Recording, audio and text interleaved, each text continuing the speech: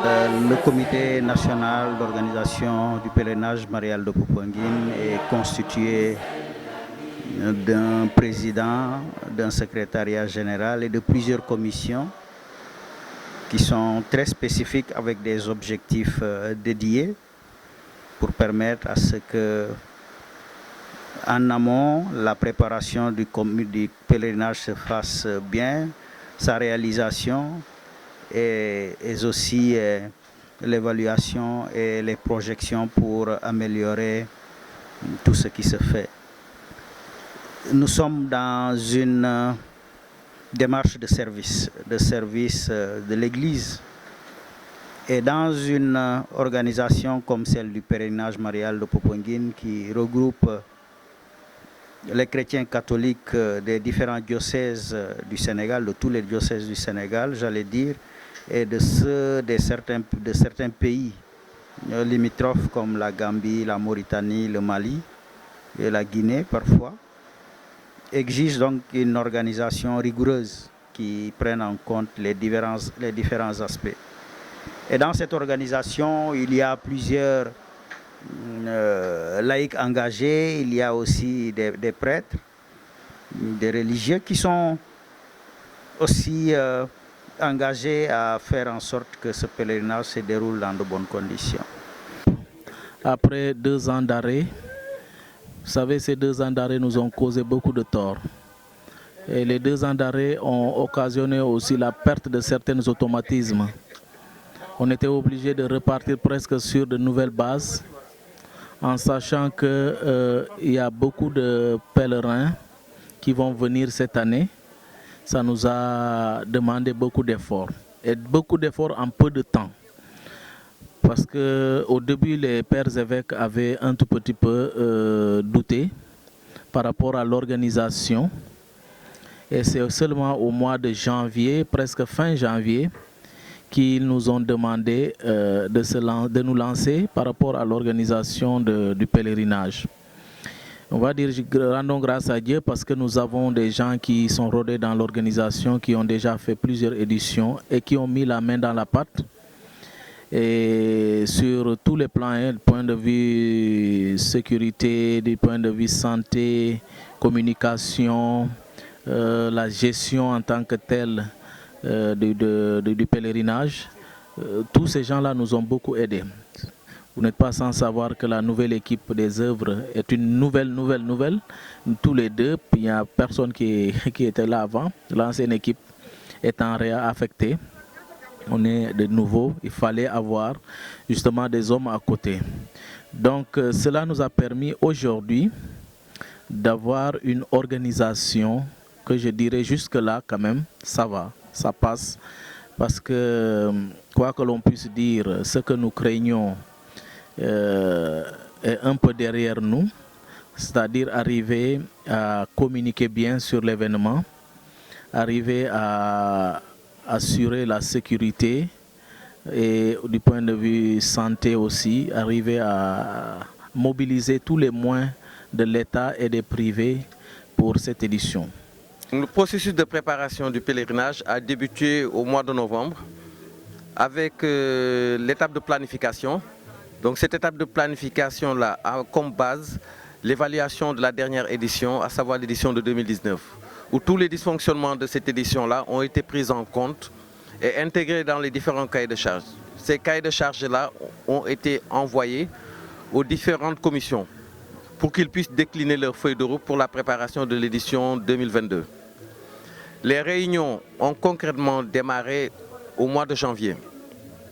Donc à partir du mois de janvier, nous avons des réunions mensuelles. Mais juste après Pâques, donc le rythme s'accélère. Nous avons des réunions hebdomadaires juste après Pâques.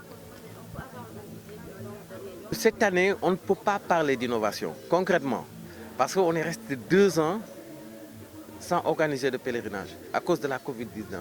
Donc le gros souci, c'est aujourd'hui comment organiser ce pèlerinage en ayant une maîtrise parfaite de cette pandémie-là. Mais donc, nous jouons, nous, la communication, un rôle de rendre visible ce qui est en train de se faire, mais aussi de permettre à ce que tout ce qui tourne autour du pèlerinage soit documenté, soit partagé, soit connu du grand public.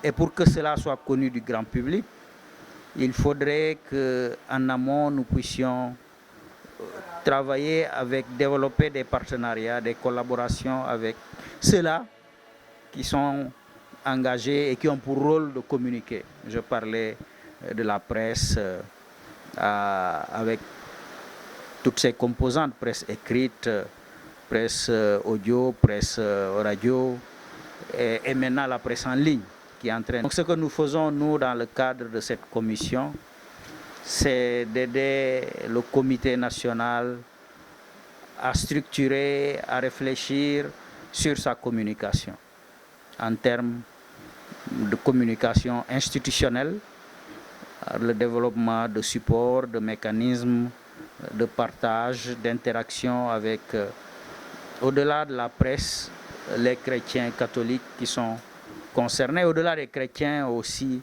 tout le peuple au Sénégal et ailleurs. Au-delà de la communication institutionnelle, nous travaillons aussi sur une communication média. Une communication média qui a des objectifs spécifiques. Non seulement d'aider les médias à maîtriser et à comprendre les contours et les objectifs d'un pèlerinage de cette dimension, afin de pouvoir bien le relayer, mais aussi travailler à relayer des messages, à partager des messages en direction des pèlerins potentiels ou réels en termes d'informations sur les comportements à avoir avant d'observer, de faire cette démarche de foi, les comportements, attitudes à observer pendant le pèlerinage et à terme aussi de pouvoir comprendre qu'au-delà de ce qui est vécu spirituellement, il y a toute une organisation derrière.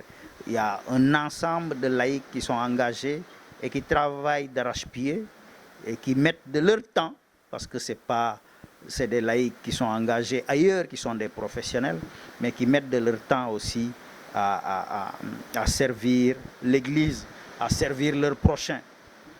Juste commencer par rendre grâce au bon Dieu, parce que comme vous l'avez dit, il y a eu cette période d'année de 2 ans, donc liée à la pandémie. Et Dieu faisant bien les choses, nous avons pu, en tout cas cette année, organiser cette édition du pèlerinage. Mais tout cela, n'est-ce pas, a pu être obtenu grâce à une certaine organisation qui nous a permis de procéder aux préparatifs, notamment avec la région médicale de Thiès et le district sanitaire de Popenguine pour pouvoir, n'est-ce pas, travailler ensemble à préparer comme il se doit ce pèlerinage. Justement, concrètement, comment cette organisation se fait? Alors, de manière très concrète, nous avons essayé d'abord de faire le point par rapport aux dispositifs nécessaires, même pour la surveillance épidémiologique qui permet, n'est-ce pas, même s'il y a une tendance baissière, n'est-ce pas, des cas de Covid, qui permet en tout cas de nous assurer que donc, tout est là pour pouvoir, n'est-ce pas, prétendre au bon déroulement donc, de ce pèlerinage. Alors, de manière pratique, je crois que nous avons pu travailler avec les différents axes. Donc, il y a l'axe de Dakar, il y a l'axe de Mbour-Petite-Côte et le dernier axe de Thiès. Et donc, à travers donc, des réunions qui ont été tenues avec les autorités préfectorales et les gouverneurs, nous avons pu, avec les services étatiques que j'ai cités tantôt, la région médicale et les districts, asseoir un certain nombre de mesures pour ce qui est de la COVID-19. Je pense qu'il y a des dispositions pratiques donc, qui ont déjà été édictées par nos autorités. Et donc, on va continuer dans ce sens, notamment le port du masque, qui est resté obligatoire, mais aussi, je pense que, comme on le dit, il y a le lavage systématique des mains ou à défaut l'utilisation de gel hydroalcoolique, mais surtout éviter de se saluer. Donc ça, c'est les dispositions qui ont été prises pour ce qui est, n'est-ce pas, de la prévention du Covid. Maintenant, sur l'organisation proprement dite du pèlerinage, donc comme je l'ai dit tantôt, il y a 3 axes.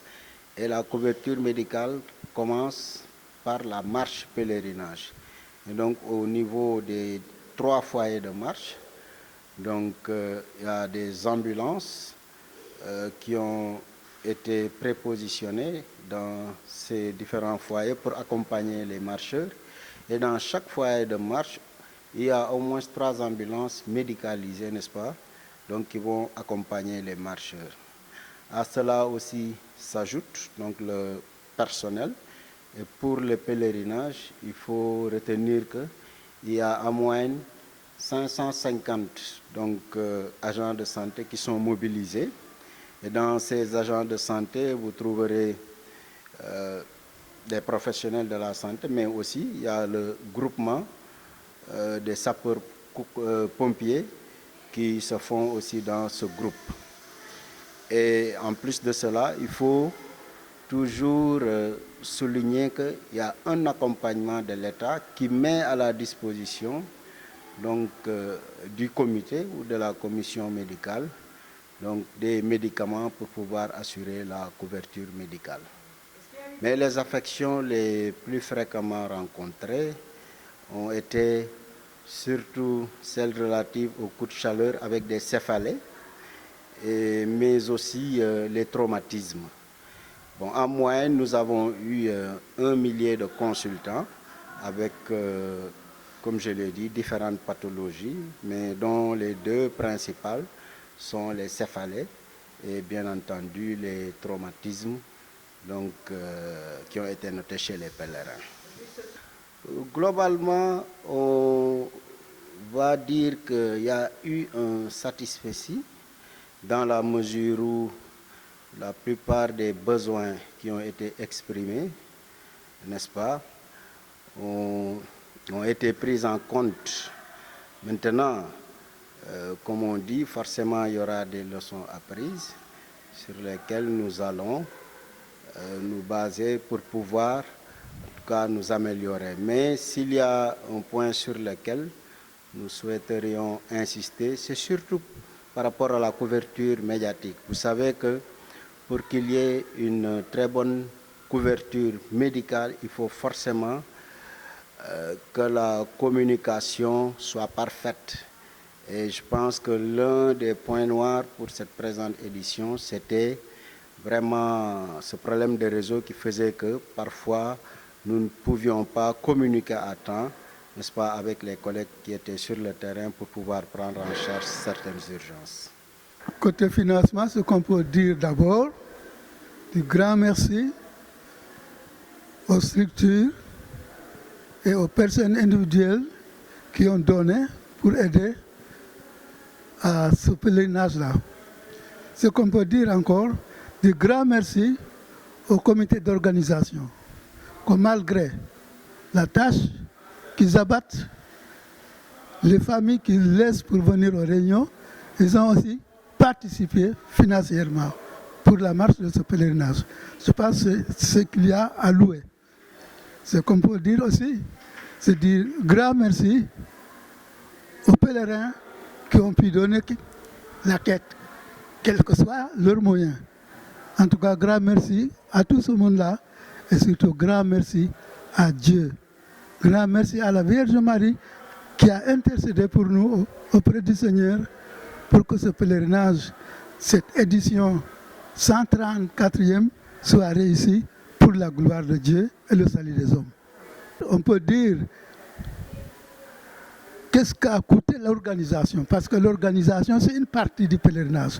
L'organisation peut coûter dans les 200 millions, mais à côté de cette organisation, il y a les diocèses qui participent, vraiment, ça peut remonter à 1 milliard si on dit, hein, parce que quand vous rassemblez plus de 100 000 personnes venant de tous tous les coins du Sénégal, avec leurs moyens de déplacement et tout ça, c'est incalculable.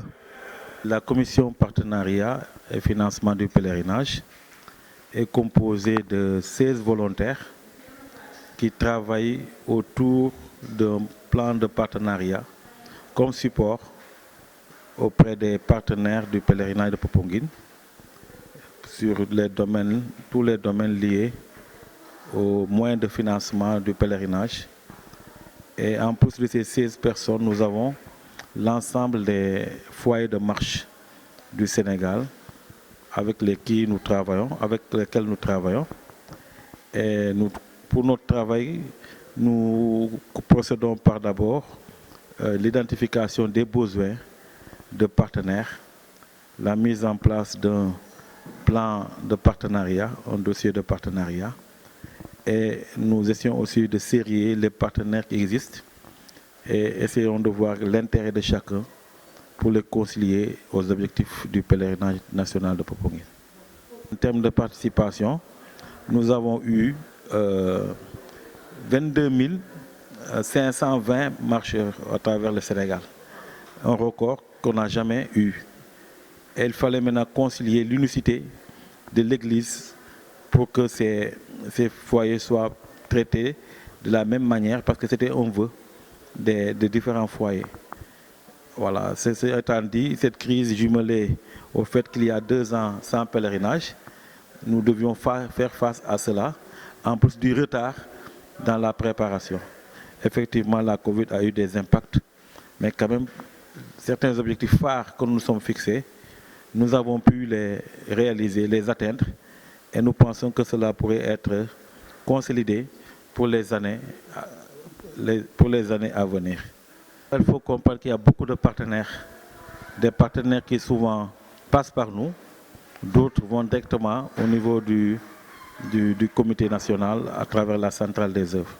Parmi ces partenaires, il y a les partenaires étatiques qui sont tous dans le dispositif des comités nationaux de développement, local de développement, sectoriel de développement. Nous avons aussi des structures privées qui sont intéressées seulement à apporter leur contribution en nature et d'autres qui sont intéressées par une visibilité. Alors donc voici la carte schématique peut-être des différents partenaires que nous avons au niveau du pèlerinage de Popenguine. Et souvent aussi, quand on va faire le bilan, on ne répertorie jamais ce que les gens donnent par rapport au budget. Ici, les gens nous parlent souvent d'espèces sonnantes et trébuchantes, alors que lorsque quelqu'un donne quelque chose en nature et qui devait entrer dans le budget du pèlerinage, doit être valorisé. Ce qu'il faut souvent même nos bilans, parce que certainement, les gens devaient le faire de leur fonds propres et ces choses-là sont arrivées. Cela veut dire qu'aujourd'hui, nous avons le défi de valoriser tout cela pour dire combien coûte le pèlerinage ou sur qui on va compter, quelle rubrique est prise par telle personne de manière naturelle. D'autres vont amener du matériel logistique, cela aussi doit être valorisé. Parce que lorsque cela n'est pas valorisé, on ne peut pas dire voici le pèlerinage, c'est combien il coûte. On ne pourra pas dire aussi, on ne mettra focus seulement sur les espèces, alors qu'on doit évaluer tout cela, valoriser pour dire globalement le pèlerinage coûte ceci. De telle sorte que lorsque quelqu'un, une année, ce partenaire ne vient pas ou n'arrive pas, qu'on sache que nous devons prendre cela en charge. Nous pensons avoir réalisé quelque chose qui était très difficile. Parce qu'aujourd'hui, ceux qui savent surtout du côté de la marche pèlerinage, chacun allait de soi, on avait beaucoup de support, de publicité, et on pensait même que la marche appartenait à une marque et pas l'autre. Aujourd'hui, ce que nous voulons, c'est que nous avons réussi à couper cette force-là, qui ferait que maintenant, nous-mêmes, au niveau du pèlerinage, nous allons prendre en charge ces aspects-là. Prendre en charge ces aspects, cela veut dire que nous allons choisir ce que nous allons mettre dans les supports, mais aussi nous allons choisir les partenaires qu'il faut prendre dans les supports, au lieu que ce soit un seul partenaire qui prenne en charge le pèlerinage. Je pense que c'était une chose extrêmement difficile, et lorsqu'on a réussi à le faire cette année, peut-être l'année prochaine, ceux qui seront là pourront déjà développer encore davantage cet aspect. L'autre aspect, les collectivités territoriales ont des budgets liés aux compétences transférées, dont la religion et la culture qui en fait partie.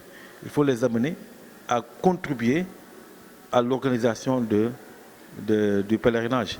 Parce qu'ailleurs, dans d'autres activités qui sont religieuses, ils participent, et pourquoi pas le pèlerinage.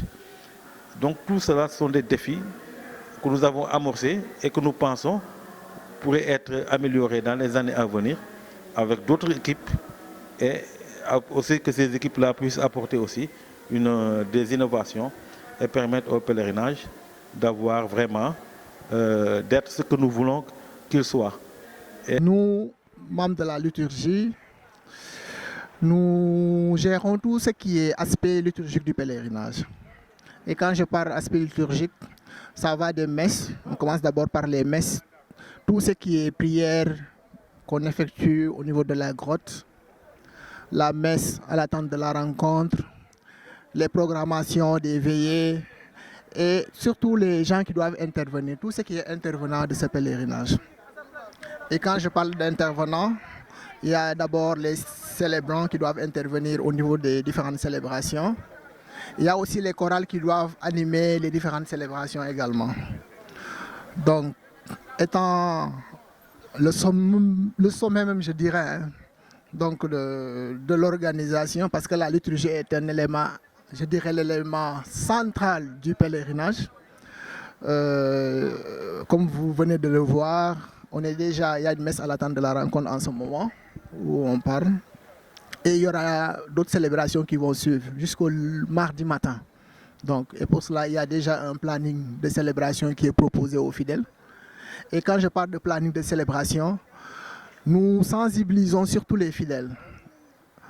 Le pèlerinage maintenant, il y a plusieurs manières de faire son pèlerinage. Via les différentes célébrations qu'on propose aux fidèles. Donc c'est un pèlerinage en quelque sorte à la carte. C'est aux pèlerins maintenant de choisir à quelle messe ils peuvent participer pour accomplir le pèlerinage. Nous agissons conformément à un cahier de charges bien défini. Entre autres missions, nous avons comme principale tâche d'assurer la sécurité des personnes et des biens des personnes qui viennent participer au pèlerinage, d'assurer l'accueil des invités, ce soit les dignitaires ou les dignitaires de l'Église catholique ou ceux qui viennent avec la délégation officielle, participer à l'organisation d'un cocktail ou du repas. Pour cette année, l'innovation, c'est le déjeuner qui sera pris tout juste après le point de presse qui sera organisé après la cérémonie. Voilà, ce sont les principales missions de la commission sécurité et protocole. C'est une commission nouvelle, suite à une recomposition, mais ses membres ont une longue expérience du pèlerinage national de Popenguine. Voilà, ils sont d'une moyenne d'âge assez élevée. Voilà, c'est l'occasion pour nous de lancer un appel pour que les éditions à venir, que nous ayons du sang neuf. Voilà. Comme partout dans le monde, quand on regroupe des personnes, on est fondé à avoir des craintes en termes de sécurité. Bon, mais notre pays, en tout cas, est épargné jusque-là. Les autorités et les populations déroulent, en tout cas, les populations assistent les autorités dans la mise en œuvre de la politique de sécurité. Bon, les consignes de base sont toujours les mêmes, hein. Mais il y a au préalable une précision à faire parce que les gens ont tendance à croire quand on est dans un milieu religieux, il ne faut pas mettre des portiques, des détecteurs de métaux. Ce sont des choses qui sont apparemment antinomiques. Mais la sécurité et la foi peuvent aller de pair. Il s'agit simplement de trouver le juste milieu, que les fidèles puissent comprendre que, en tout cas, à ces temps-ci, il est plus prudent de mettre en place un dispositif, en tout cas pour décourager. Cela ne doit pas empêcher les gens de garder leur ferveur et de prier, malgré la présence des dispositifs qui sont mis en place pour décourager les éventuels, disons, perturbateurs. Mais le risque majeur... Là, nous commençons un peu par le début. Nous sommes là depuis hier, depuis plus d'une semaine. Mais c'est hier que l'équipe fonctionnelle du pèlerinage est là. Avant, c'était pour les bénévoles. Donc, on a enchaîné depuis hier et nous étions dans l'assainissement. Après cela, nous avons commencé à nous occuper des repas. Et là, vous verrez de l'autre côté l'organisation avec la trésorerie et l'équipe qui s'occupe d'abord des préliminaires pour la distribution des repas. Nous formons une équipe qui s'occupe de la restauration lors des pèlerinages de Popenguine. Dans cette équipe, je présente, là c'est mon adjointe, elle s'appelle Madame Bob, Adèle John, elle est de la Petite Côte, c'est la première adjointe. Il y a une deuxième adjointe qui est de Fatick, elle aussi elle est là, mais apparemment elle est dans les chambres. Donc, les autres femmes sont là aussi, hein, parce que là, tout le monde s'implique quand il s'agit d'une organisation. Toutes les femmes sont impliquées dans les tâches. Bon, on ne peut pas définir l'effectif quand même, mais ce sont toutes les femmes qui s'impliquent. Quand il y a manifestation, comme le pèlerinage de Popenguine, toutes les femmes des différentes diocèses, s'impliquent dans le travail journalier. Bon, avant chaque repas, le responsable de la commission se présente, on lui remet le nombre de tickets qui lui convient. Ensuite, il sera chargé d'aller à la cuisine pour le présenter au maman. Et à partir du nombre de tickets qu'il reçoit, on pourra savoir le nombre de plats qu'il doit avoir. Bon, pour ce matin, j'ai eu à distribuer 237 tickets pour le petit déjeuner. Et pour le déjeuner, j'ai eu à distribuer 438 tickets pour le petit déjeuner. Et pour le dîner, la commission hébergement s'occupe pratiquement de tout ce qui est logement, de ceux qui viennent à Popenguine pour le pèlerinage. C'est une commission qui compte à peu près environ une quinzaine de membres. Qui s'activent déjà depuis le début des préparatifs de l'organisation du pèlerinage jusqu'après, n'est-ce pas, le pèlerinage, étant donné que, comme ils hébergent, ils sont obligés de rester et d'attendre pour gérer un peu donc, la suite du pèlerinage. Notre organisation repose sur les différents secteurs d'intervention. Nous pouvons diviser, disons, notre travail en 4 secteurs d'intervention, à savoir la prise en charge des autorités, que sont les évêques, par exemple, et les directeurs d'œuvre que nous hébergeons. Ensuite, notre secteur, c'est l'hébergement du secrétariat général, des membres du secrétariat général, y compris les membres des différentes commissions. Un troisième secteur que nous pouvons noter est celui de la prise en charge des délégations étrangères. Et un dernier, quatrième secteur, donc l'hébergement des autres intervenants aux cérémonies, mais également aux autres tâches du pèlerinage. À propos du nombre, disons, de personnes que nous avons hébergées, il sera un peu difficile quand même de se prononcer là-dessus, étant donné que toutes les commissions ne remontent pas le nombre de personnes, disons, qui est pris en charge. Mais je sais quand même qu'au total, nous logeons au moins 9 commissions, le secrétariat général, les évêques, les prêtres qui interviennent et les autres acteurs évidemment. Les délégations étrangères, la Gambie par exemple est venue cette année avec 262 pèlerins, la Mauritanie avec une quinzaine et tous les autres qui, dans le cadre de l'organisation en tout cas, font un travail de terrain à Popenguine. La reprise quand même, il faut noter qu'elle a été un peu difficile parce qu'après 2 ans de pause, ce n'était pas évident de revenir donc pour poser des actions dont pendant 2 ans on n'a pas pu quand même exécuter. Mais bon an mal an, on a essayé de prendre toutes les questions liées à l'hébergement en tout cas en charge, en essayant de donner satisfaction aux différents intéressés qui devraient être pris en charge. Au total, nous avons eu à, disons, solliciter et à utiliser justement au moins 18 sites d'hébergement pendant ce pèlerinage de 2022. Voilà. La reprise, quand même, il faut noter qu'elle a été un peu difficile.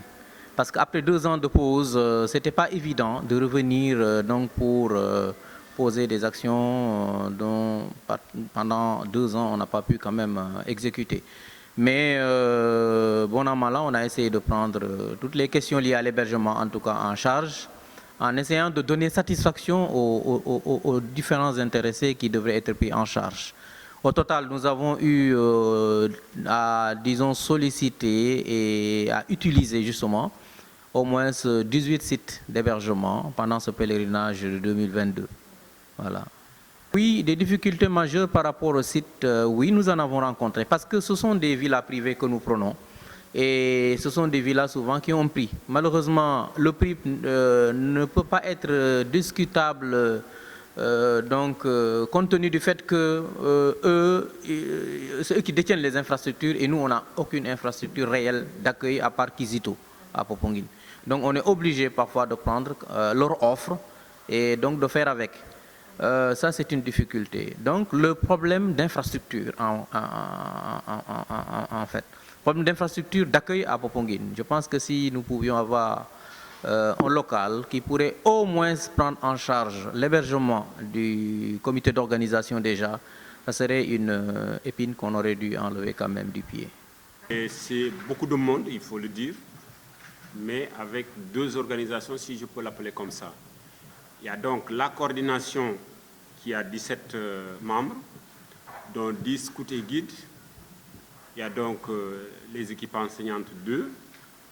Il y a donc CVAV 1 et 2 de la... Il y a la JOC, 2 de la JOC et 2 de la GEC. Alors, je disais tantôt, nous avons beaucoup de jeunes qui sont derrière nous, parce qu'il y a les scouts et les guides, environ 1000, etc. Les CVAV et autres, environ 200, et cette année, ils étaient exactement 215. Et maintenant, dans cette organisation, nous avons essayé, bien sûr, par rapport au cahier des charges qui nous a été donné, de voir dans quelle mesure, bien sûr, arriver à respecter ce cahier des charges. Parce que nous sommes une commission pourvoyeur, si vous, je ne sais pas quel est le mot que je veux utiliser en féminin, pour pouvoir... Nous sommes sollicités par toutes les commissions aux besoins, que ce soit la logistique, que ce soit la liturgie, etc. Nous organisons aussi la haie le dimanche, le lundi, c'est-à-dire la messe de 10h du dimanche et la messe de 22h, la messe de 10h le lundi et la messe de 22h le dimanche. Il y a aussi l'organisation des quêtes que nous faisons. Donc ça fait 2 éditions que nous avons essayé, bien sûr, d'expérimenter ça. L'orientation pour la communion, la vente des badges, la vente des livrets et la surveillance de la tente de la rencontre et éventuellement, bien sûr, l'eau qu'on met à disposition très tôt le matin en rapport avec la commission logistique installation. Ça, c'est en deçà, au-dessous des gradins. Nous avons essayé, bien sûr, d'aider la commission logistique avec les scouts et guides. Nous avons essayé d'aider, la commission liturgie avec surtout l'inscription des offrandes de messe. C'est ça. Il y a aussi les ventes de badges que nous avons, badges et livrets. Et cette année, bien sûr, nous avons pu vendre 707 badges, 5007 badges et 1566 livrets qui ont été donc vendus. Et les quêtes que nous avons assurées depuis l'office du samedi à la tente de la rencontre jusqu'à l'office du mardi 7h pour accompagner la délégation gambienne. Et environ 75 offrandes de messe qui ont été donc inscrites. Bon, le travail de la commission logistique, comme son nom l'indique, logistique et installation générale. Donc nous sommes là depuis lundi avec mes collègues de la commission logistique, ainsi que les volontaires qui sont au nombre de 80. Donc depuis lundi, nous sommes là à installer le village des marcheurs, ici même, là où nous sommes, Kizito, l'abri du pèlerin et le village des marcheurs. Donc c'est l'ensemble des sites d'hébergement que nous avons débuté à installer, comme je l'ai dit tantôt, depuis le lundi. On est une équipe, je dirais même une famille, et j'espère que d'autres viendront nous rejoindre pour qu'on puisse vraiment aider les pèlerins à faire de bons pèlerinages.